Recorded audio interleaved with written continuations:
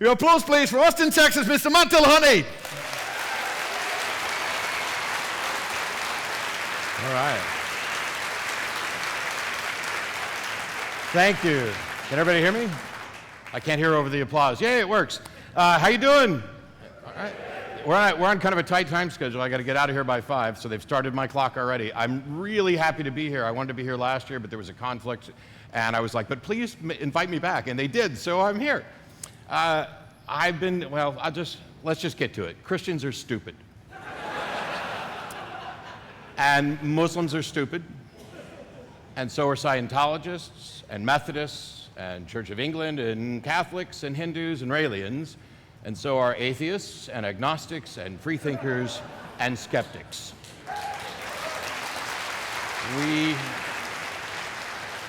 Nobody has a monopoly on reason or stupidity. I find it in not quite equal measures, but it's everywhere. And we can all be both reasonable and stupid.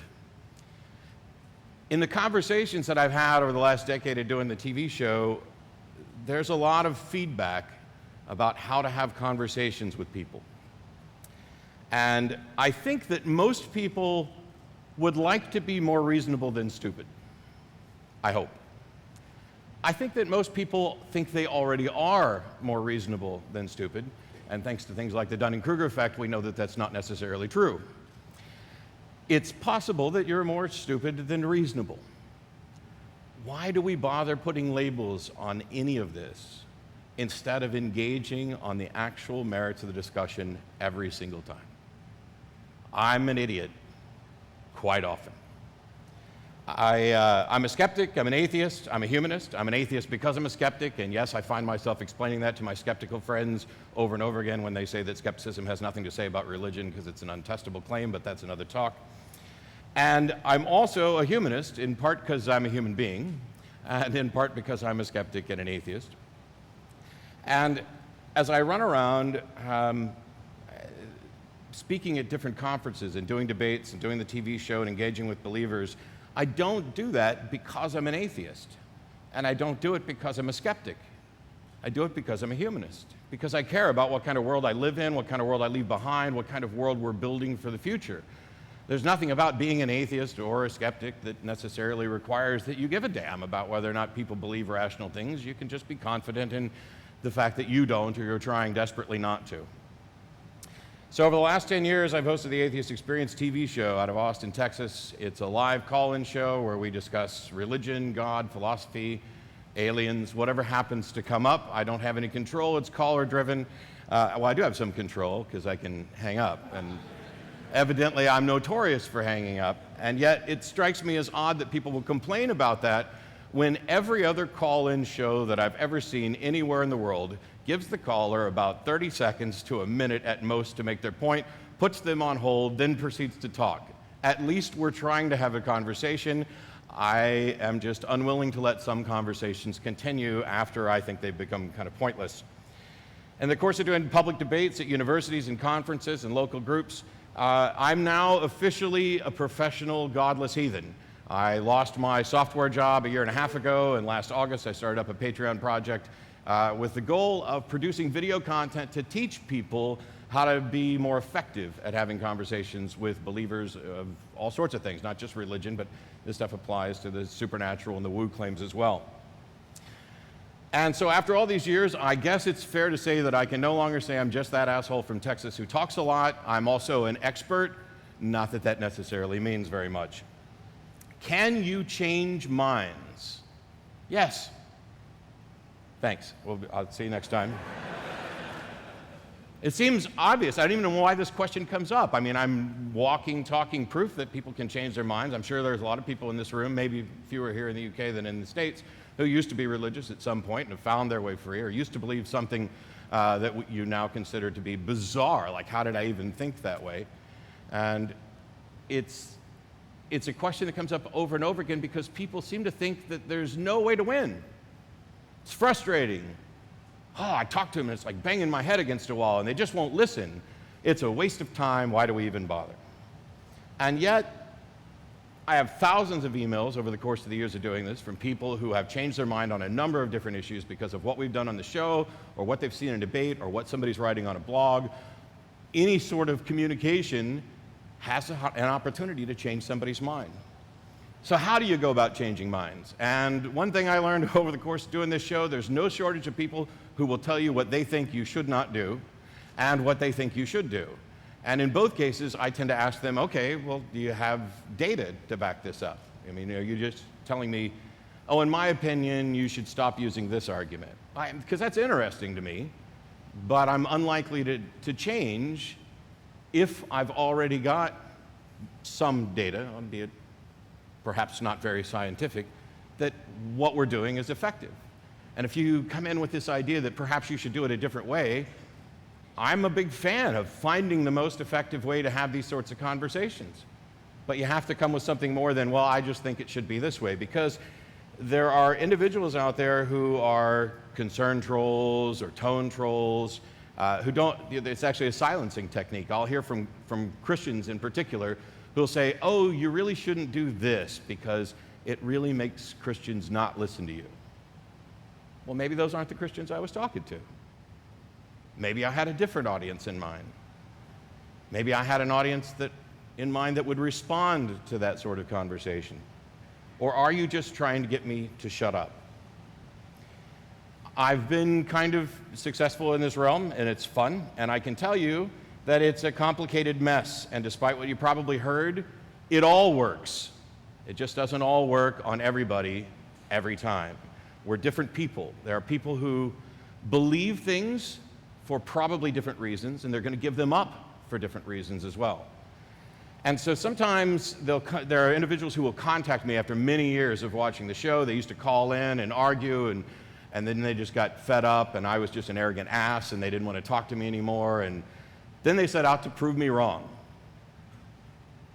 And they ended up proving themselves wrong. Not all the time. Sometimes they did prove me wrong. I have once or twice, maybe. I don't know. But this process of challenging people's beliefs, even if they're initially put off by it, because that's natural. There's this idea that somehow I'm me and my beliefs are something else. But when we talk about the God question and other similar beliefs, these are foundational to people's identity. And so if I talk about the God of the Bible being just a horrible entity that even if he existed, there's no way we should worship him. He's immoral, he's violent and pouty and a little baby, and I did a little thing in Australia, which is online now, where I played God. People get offended. Why? Well, it's not because I'm insulting them, maybe. It's not necessarily that I'm insulting a family member, maybe. But this idea of God and this idea of their religion is so cherished that it goes to the core of who they are, and they're going to object. They are offended merely by the fact that I exist, more offended by the fact that I won't shut up no matter how nice I am in the conversation. And if I just go just a little beyond that line, their offense turns into rage. And then we get the hate mail. I might make an argument in a conversation with someone that has absolutely no discernible effect on that individual. I'm talking to them about their God belief or whatever, and I use an argument, and person A just shuts down, there's no change, and person B, it resonates, and it triggers something that helps them free themselves from some illusion or delusion. And you might go up to those same two people and say almost the exact same thing and have the exact opposite result. Because there's an aspect of personality to this. Maybe there's a conflict. Maybe they don't like beards. Maybe they don't like boots. Who knows? Whatever it is, there's some roadblock that's keeping them from listening to me, and they might listen to somebody else as well. And this is why I've been an advocate for years, there's should you be a diplomat or should you be a firebrand? Well, I think we need both. I think at times I am both. This idea of planting seeds and having an audience and leading people towards a tipping point, selling them on the value of doubt and the value of reason. And we need all sorts of people that are using all sorts of methods. Yes, even some of the people who I don't care for, who may use tactics that I don't agree with, they may well be an important part of changing the world. I'm not the ultimate arbiter, no matter how much I'd like to be, of what's a good argument and what's a good tactic. I often wonder if some of these individuals that I have disagreements with are actually trying to change minds or be convincing, because to me, it strikes me that they're not. That this is more about shouting down or pointing or getting mad or showing superiority. And yet there are people who will say the same thing of me at different times. On any given show, it doesn't happen every time, but through some of the calls that we get from believers where we've had a conversation, I will get email from people saying, oh, I got one just yesterday. I now believe in God. Matt Dillahunty is God because he has the patience of a saint to sit through and listen to this bizarre rhetoric. And someone else will write in about the exact same call. Holy crap, you are an arrogant ass. You are dismissive, and I don't know why anybody would bother to talk to you, and it's about the exact same conversation. And that was eye-opening. Early on in the show, I would get worried about what kind of feedback we got, and now, as long as it's kind of balanced, I think I'm kind of doing all right. That might be wrong. But my goal is to actually change minds, to change the world. I want to change the whole world. I mean, it's arrogant. I don't think it's going to happen in my lifetime, but I want to at least be a part of it to some extent. In fact, there was a panel going, I think, during the last talk on how to silence those who disagree with you. And I found that kind of strange because sometimes I'm more interested in silencing the people who agree with me, and I'm not interested in silencing people who disagree with me. I want them to just keep right on talking because they sometimes take enough rope to hang themselves and all of their friends in one fell swoop. But I try to find kind of positive aspects in things, and I'll borrow something from David Silverman, which is this idea that, we're the good atheists and these are the bad atheists. Getting that out amongst, the rest of the culture means that somewhere out in that culture there are people who understand that there are good atheists. And so even the people who I might not want to endorse may still be doing something ultimately very good and very important. And this is why, while I hate bad arguments and I hate fallacies, I hate them most when I commit them. I hate them second most when people who are ostensibly on my side of an issue engage in them. And then I hate them a little less when we're dealing with somebody who I disagree with. I probably have multiple personalities, not the disorder. I want to reassure Dr. Waterhouse from earlier. It's occasionally I'm patient. Sometimes I'm not. Occasionally I'm willing to walk someone towards an explanation, and other times I am preachy. Other times I engage in righteous anger. And I think this is just the process of being a normal human being engaged in the conversation and trying to find the best method and realizing that the person you're talking to may not respond to what this other individual that you spoke to responded to. And how do I work all that out, and how do I do it on live TV over the course of a single conversation, which should probably be a 5-minute conversation, but it'll be 50, and then I'll get hate mail for having it go that long. But this idea that we need different styles and different firebrands and diplomats, I mean, we learned a lesson about this in the United States and perhaps worldwide from gay rights movement, where you needed the gay lawyers in nice suits on television talking about rights and how we were violating them and how we needed to work towards marriage equality. And then you also needed people in ashless chaps out marching the street to change the public perception so that yes, you're going to mock us for this, and screw you, we're embracing it, and we're going to take it in charge, and you're going to figure out that we're your neighbors and we're the people that you got along with just fine before you tried to paint us into a little box and vilify us. And so it may take all kinds. There are a number of different categories that you could probably put people into when we talk about what I would view as unreasonable beliefs. There's one group that think that their position is in fact reasonable, and they may respond to reasoned arguments eventually. It might take some effort. There's another group who think that their argument or their position is reasonable, and they don't have a clue what reasonable is. There's a third group that doesn't really care that much. Their argument is based on faith, but they think faith is reasonable. And the fourth group are the ones that truly don't care. It's faith to hell with reason. Figuring out which category somebody's in is not very hard if you're willing to just ask questions.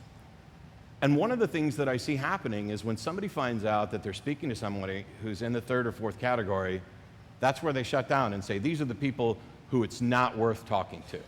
They won't see reason, they don't understand it, they don't care, they've got it all backwards. And that's at the point where I drop the entire conversation about God or the Bible or whatever the actual subject was, take a step back and have a conversation at sort of like a meta level about, okay, what would you consider reasonable? What would convince you of something else? In order to show them that they are engaged in some special pleading, that they're willing to use reason in all of these other areas, but in this little treasured area, they're doing something different. And getting them to recognize that is one of the ways that's been most effective of getting them into a different category. To where, oh, it's faith, but I don't care about reason. To, okay, it's faith and now I care about reason, but my faith is reasonable. And then you can have the conversation about why. Why do you consider faith reasonable? If faith can be used to justify virtually anything, can you name something that faith couldn't be used to justify? Oh, yeah, well, maybe faith isn't a good pathway to truth. Now you're getting it. And you build up a little bit more. There's a little bit of patience. Last week, I got a call. I don't know if anybody's seen the show from last week. And it was somebody who had emailed or sent me a message on Facebook, and he wanted to prove the existence of God. So, we go through, he tries to use a Kalam cosmological argument, and I took a slightly different tact in talking to him because quite often things aren't well defined. And so he starts talking about the universe came into existence, and if it came into existence, then it must have come from something else. And this was one of the individuals who very proudly said, you don't have to know much about physics to engage in conversations about cosmology and the origins of the universe. And then proceeded to label Krauss and Hawking as ignorant. Which, I mean, not just stupid, but ignorant. So you're saying you don't need to know much, and these guys who know way more than you do are ignorant. Where's that put you? Oh, okay, in the I feel free to talk about whatever category. But I used an argument that I've used many other times about the reliability of claims and talking about people claiming to have been abducted by aliens. And normally I get somebody who's like, well, they want to make an actual argument about why their claim is different from someone who claims to have been abducted by aliens. And instead this guy actually believed that people had been abducted by aliens and said, well, there's tons of classified government documents that prove this. And the call got very short after that because I asked him to kind of present evidence for this as well, hoping to find some path to have a conversation, and it wasn't going anywhere. But I got hate mail. I got the same hate mail that I get all the time. You guys are so reasonable about everything else, but on this, you're way out there taking a crap.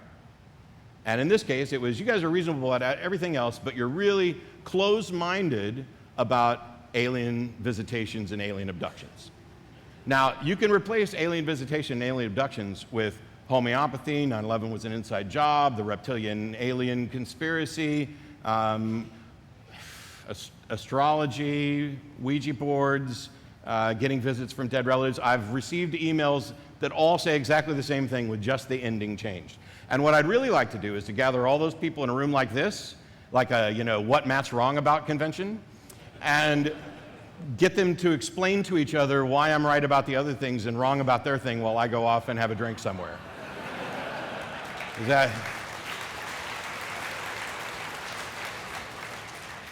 And I spoke a little bit about offense. I'm not worried about incidental offense because, like I said, they're already offended that I exist, that I won't shut up. I'm more worried about intentional offense. If my goal is to go out and offend somebody or piss them off, I'm not saying that's completely useless. I just don't find, it's not me. To the extent that I have offended and pissed people off, that was never the goal. And if you watch the conversation, I try to make sure people get as good as they give on the show, that we're staying on a par. And when they get preachy and don't listen and refuse to acknowledge points and start arguing dishonestly, I will get a little more animated. And that I've never started a call by saying, "You're a moron, goodbye." And maybe we did that on an April Fool's thing. I don't think I've ever started a call that way. I do this because I care and because I think there's a chance that people might change their mind. If I thought people were too stupid to change, I wouldn't bother engaging them. I have other things that I could do. But I do believe that people are, by and large, reasonable or can be led to reason. I do believe that people are generally good and not evil, as some religions would teach. I do believe that people care about truth even more than they might be aware of it. It's just that it's so much more comforting for them to believe a lie than to do the hard work of finding the truth. Once you recognize that and you realize that I care about people, I care about what kind of world I live in, it changes the way you start to address the topics. If I thought that they wouldn't change their mind, the only time I would engage them is if there was an audience, because an audience is important. I have lots of one-on-one conversations, but they're starting to dwindle in numbers because I want there to be an audience whenever possible.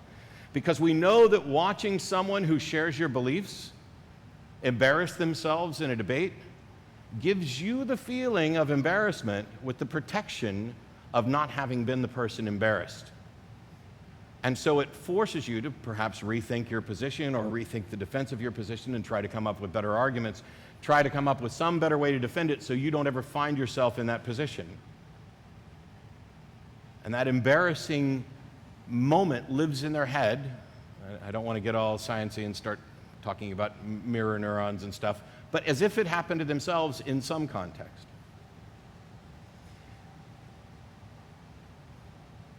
Caring about the kind of world that you live in isn't something that I think is uncommon or should be uncommon.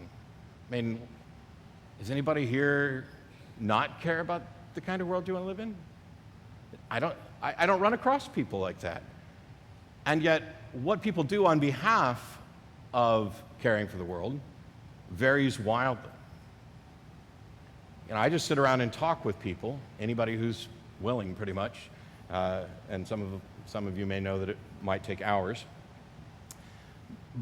Because I'm interested in the subject and because I care about the potential outcomes. Because every belief that lives in your mind, I believe, potentially informs other beliefs.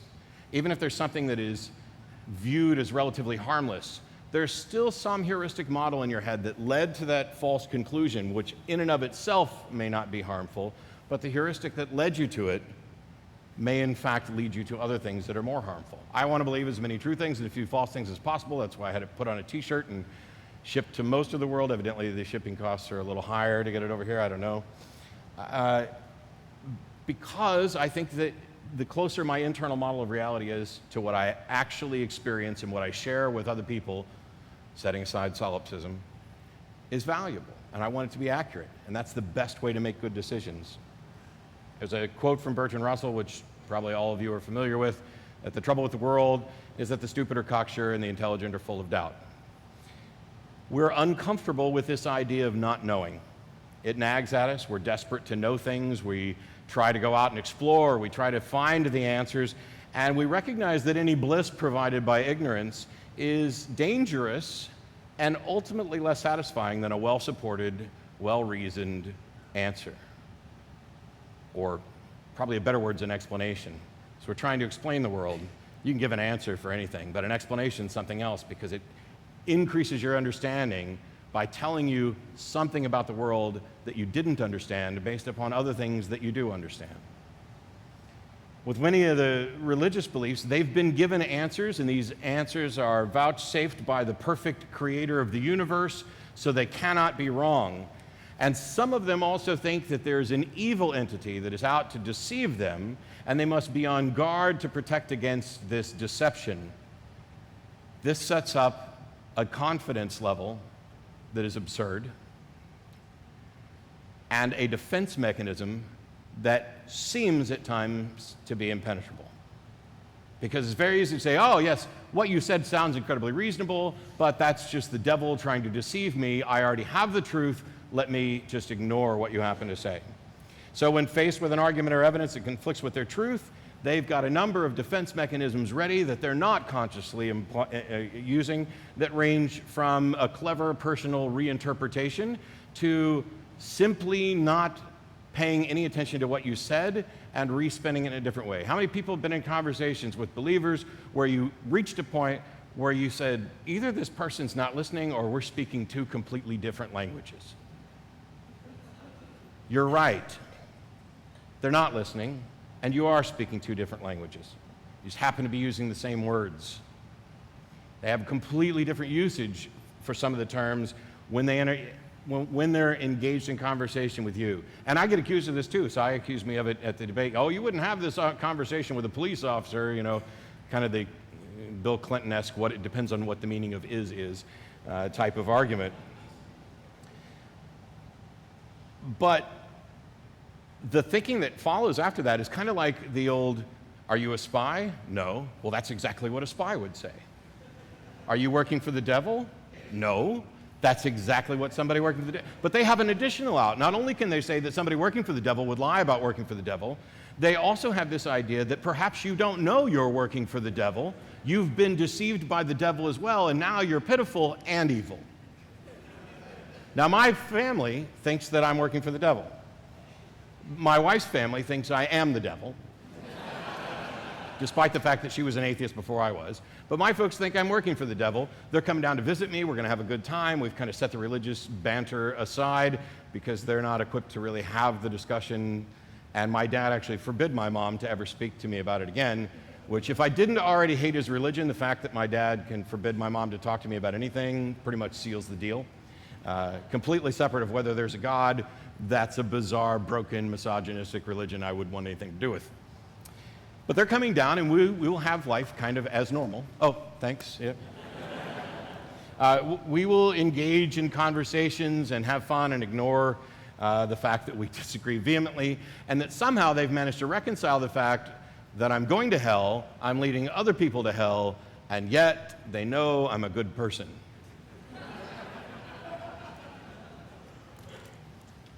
I did a debate in San Antonio over 3 nights at a church. The debates are up online, and I've talked about them before, so I won't go into too much detail, especially since we're short for time.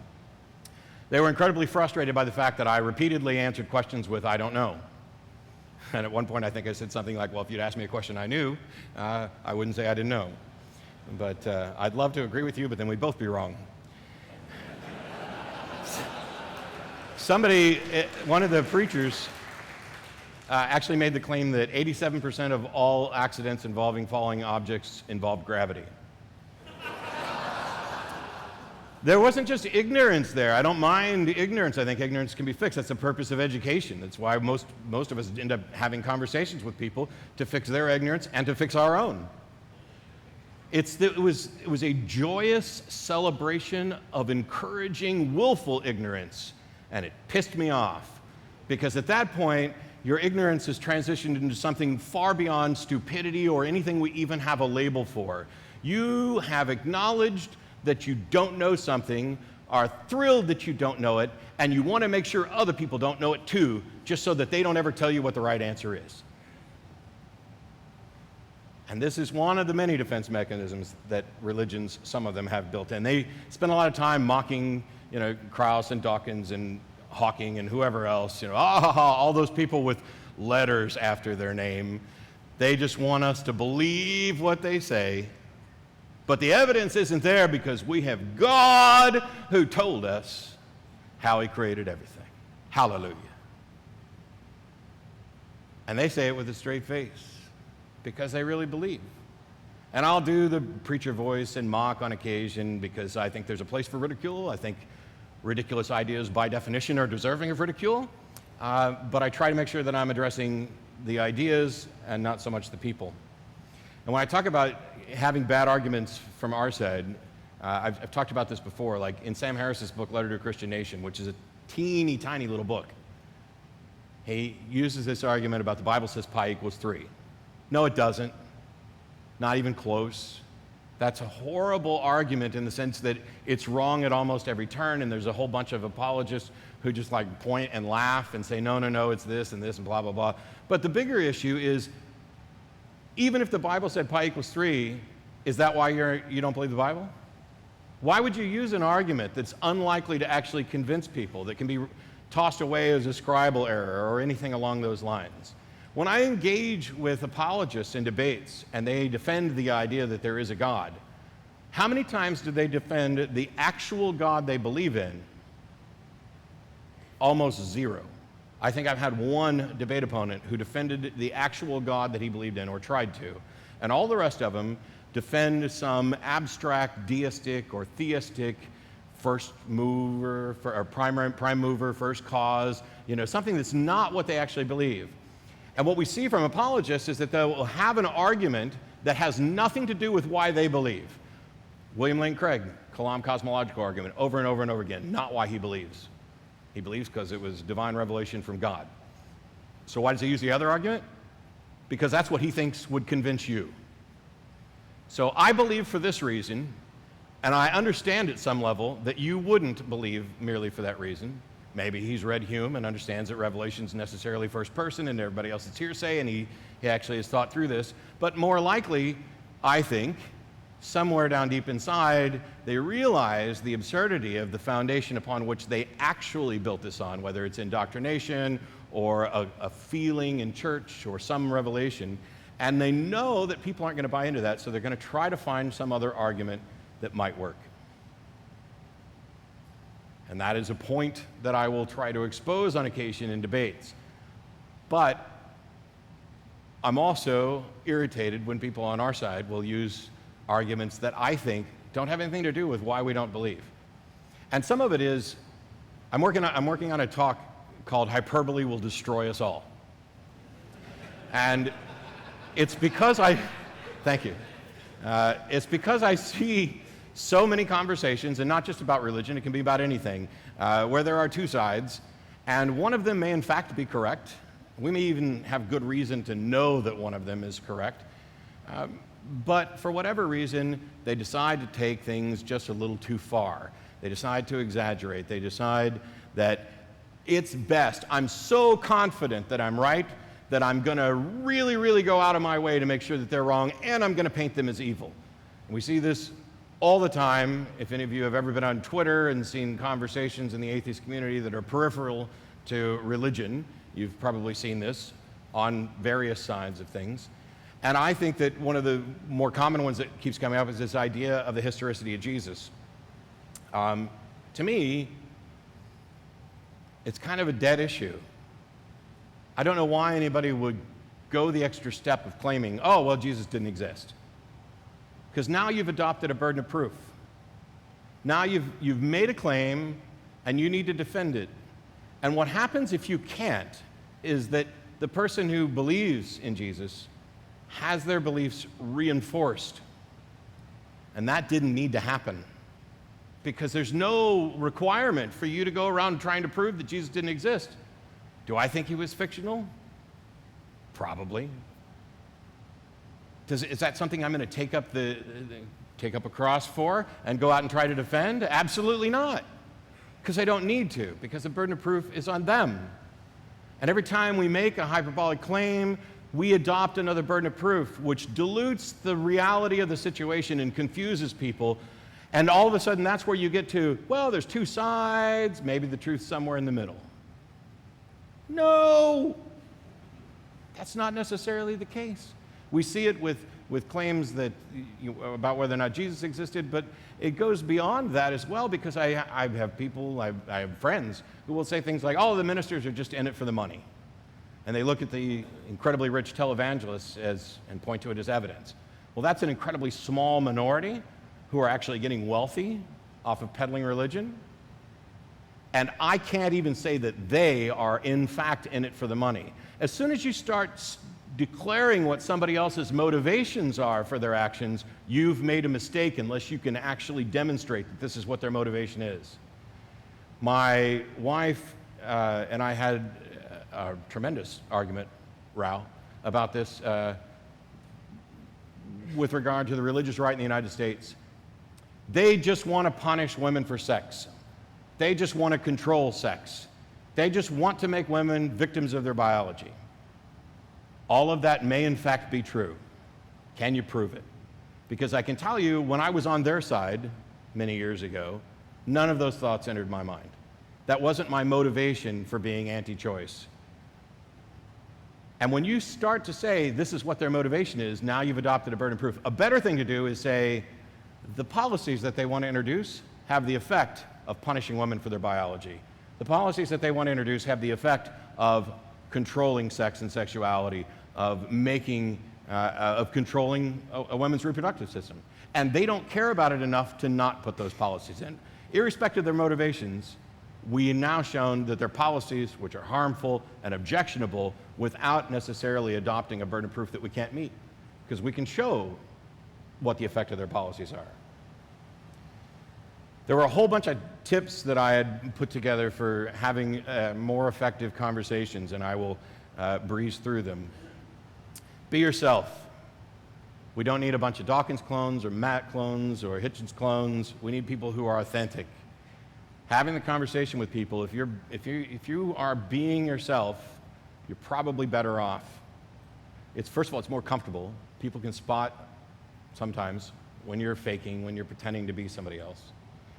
And it allows you to not have to try to be something in addition to the conversation. Be ready to say, hey, I don't know, but can I think about that and get back with you?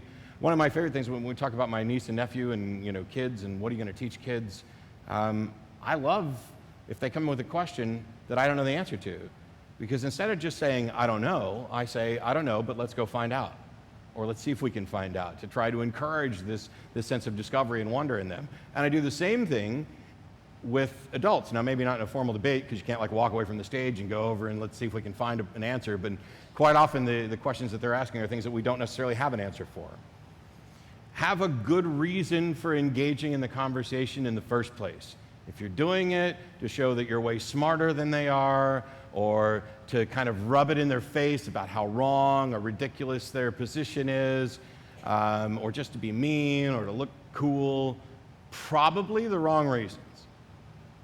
I earlier said that there may be room for everything, so I have to insert a probably there, but I would say there's a really good chance that you have the wrong motivations and that it's probably not going to lead to something productive. If instead you're doing it because you care about the conversation, you care about the world you live in, you actually let them know that you care about them, that you wouldn't be having this conversation.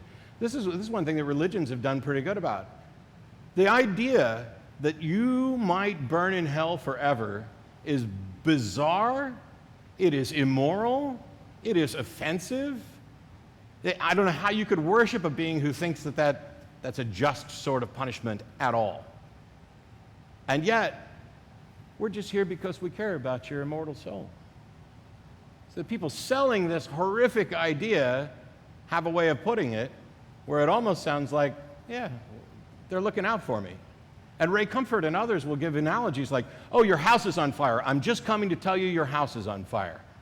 And this resonates with people until they stop and think, wait a minute, show me that my house is on fire. Because you just woke me up at 3 in the morning, dragged me out in the front yard to tell me that my house is on fire and I need to call the fire department. I'm probably going to take your word for it that maybe you've seen something I haven't, but if I look around and the house isn't on fire and I see no evidence of it, I'm going to think you're nuts. Can you show me where my house is on fire? Well, no, I can't do that. I have a divine revelation that your house is on fire. It's a magical, invisible fire that you can't see. Well, can I feel it? No. Well, can I detect it in any way? No. Then how did you detect it? Oh, I got a revelation from God. Well, I didn't. Tell him to call me instead of you waking me up at 3 in the morning.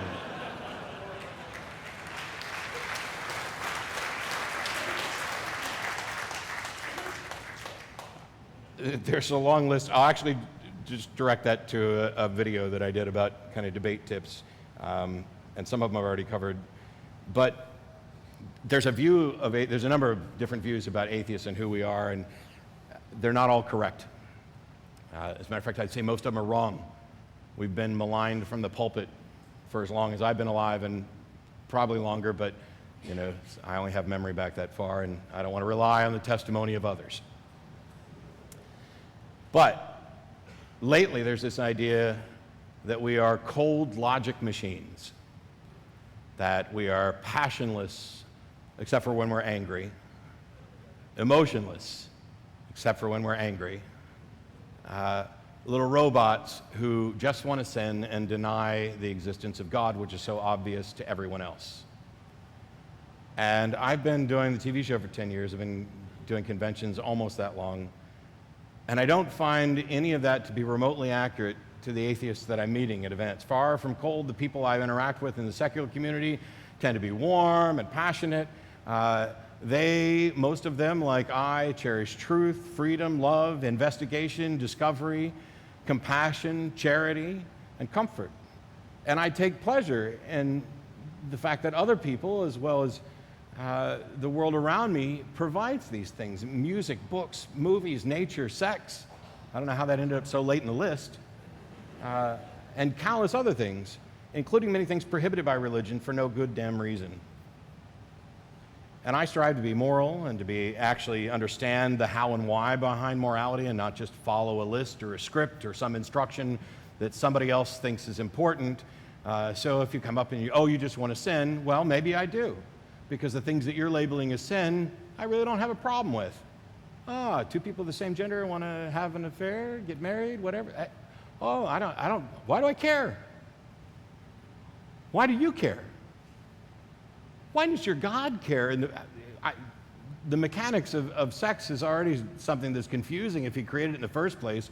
I don't know how he can fault people for what appears to be the way he made them. But that's the entire history of the Bible, is faulting people for the way they were made.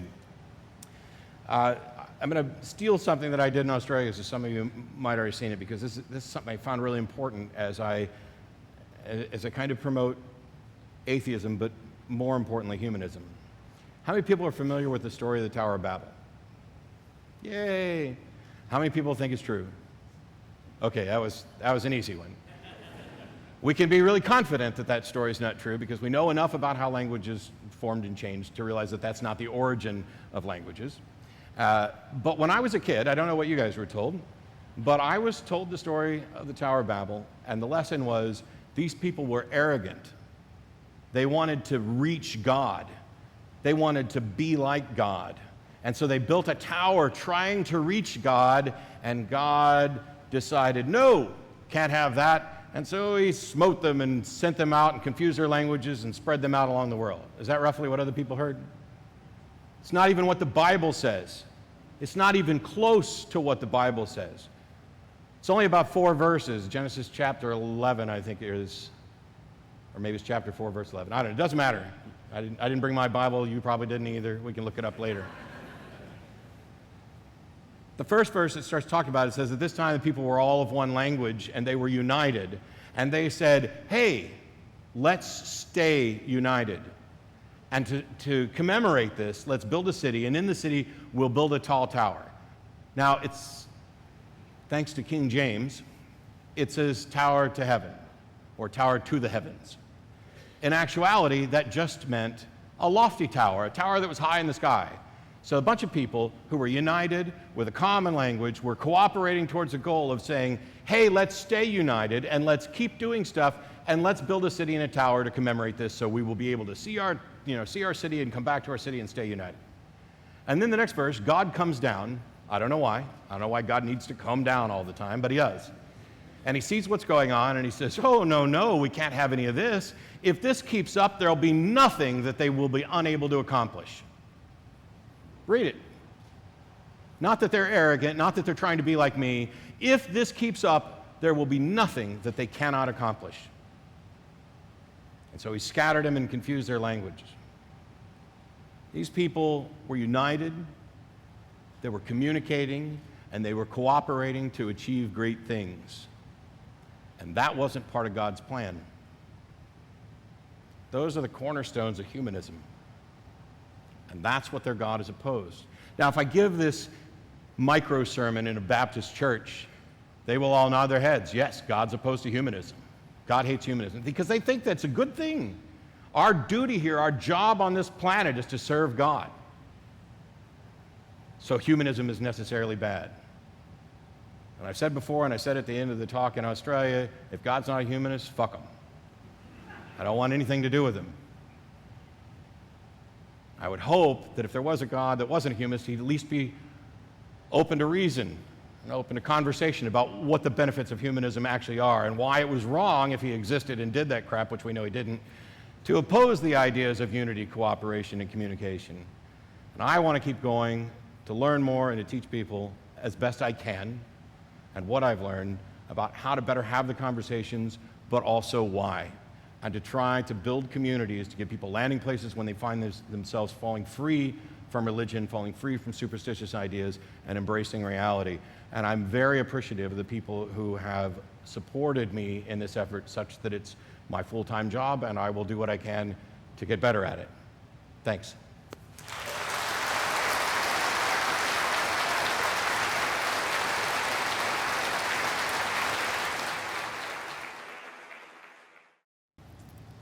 Just on the historicity question, I think it's something that atheists and skeptics, it's something that we want to believe. Yeah. And I wouldn't disagree with Dawkins about biology or Krauss about physics, so why would you disagree with the consensus of historians about history? Because the methodologies in history are a little different from those in biology. And so the way historians go about figuring out whether or not somebody existed is they begin with the assumption generally, and I'm sure there's a historian who will correct me, but they begin with the assumption generally that somebody existed, provided they are represented as having been a real person, and that then there's a burden of proof to demonstrate that they don't exist. That may not be a sound way to determine whether somebody actually existed. And so there's a methodology question here where they're not on equal footing. But to me, I just ignore it, because even if I concede that Jesus existed, I don't necessarily know that we have a good record of what he said or did. And even if we had a good record of what he said or did, I don't necessarily know that we have good attestation to confirm that purportedly miraculous events actually occurred. And then even if we have that, I don't necessarily have good reason to think that they were in fact miracles beyond, the natural world. And even if I thought that, I then don't have any justification for claiming the best explanation for these miracles is that he's in fact God. So there's this whole cascade of things that are contingent upon the existence of Jesus, and people go to that point and say, let's knock this down, and it's all dominoes. And I'm saying, well, just leave that there and point out that there's too big of a gap between all the other dominoes for them to ever fall down anyway. But I'm going to write that down somewhere. Yes? Okay, so I've watched a lot of clips of the Atheist Experience online, and it never ceases to amaze me how many of the people there have actually managed to successfully operate a telephone. But I'd like to know a little bit more about some of the stronger arguments you've heard from the callers. Is there anything that's really made you sit back and think, or given you a hard time? No. Hey, so I'm not saying they're all on equal footing. So here's I don't know why I would even say this is a dirty little secret. So everybody know who Ray Comfort is? Banana guy? Generally considered to be a rather moronic apologist.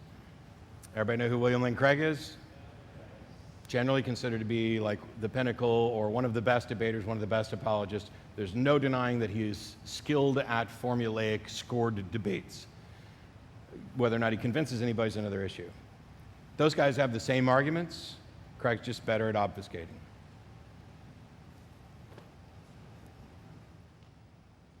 Hi there. I've got the Mormons knocking on my door next week, coming back after a first visit.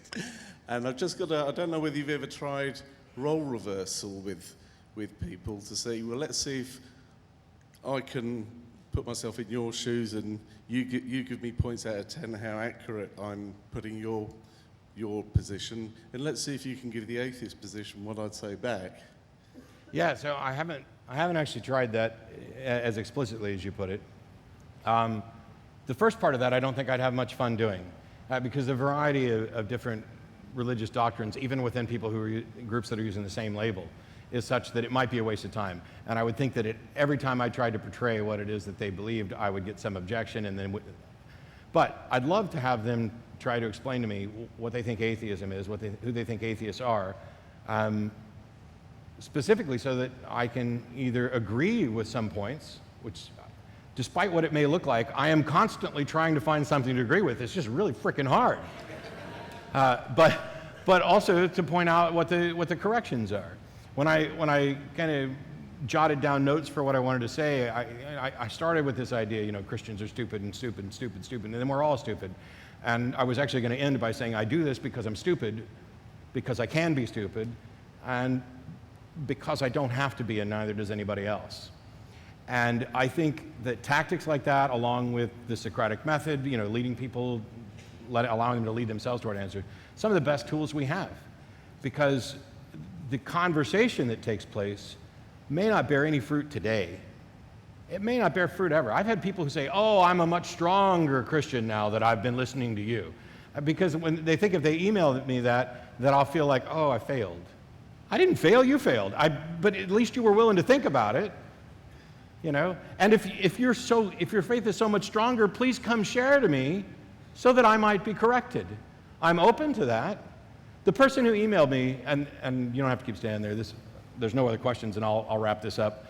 The person who emailed me to complain about the alien thing called me closed-minded, and I said, hey, look, I asked him for evidence, he refused to provide it.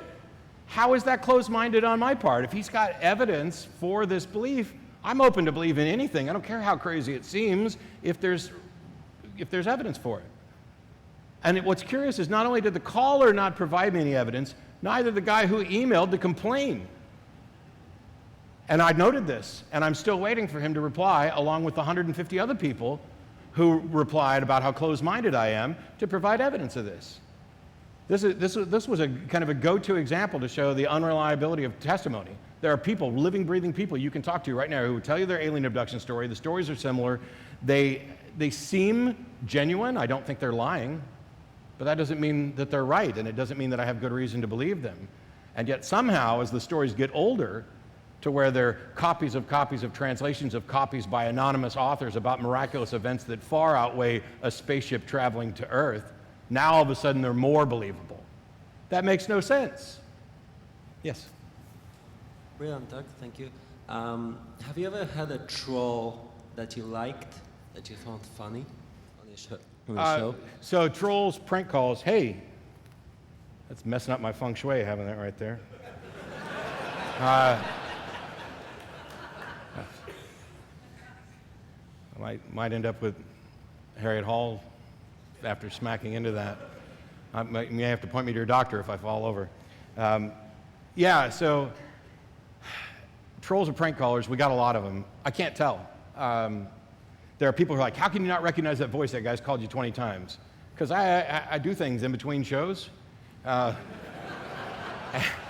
have other things going on. I didn't just watch 5 episodes in a row where that person called. I had a week in between, and I don't have that good of a memory. But the other thing is, some of them are perhaps obvious, but somewhere out there's somebody who believes whatever this prank caller actually is pretending to believe. And I'd rather get calls from the people who honestly believe. But since I can't tell the difference, as long as the prank caller or troll is actually carrying on a decent conversation that allows me to make points and respond to points that I think somebody else may benefit from, then I'm fine with it. I'd rather not, but if I can't tell the difference, I'm just open to having the conversation. So it could be that everybody who's ever called the show is a prank caller. Nobody, well, no, because Ray called the show, and anyway. But thanks so much, appreciate it. Well, Dillahunty, everybody.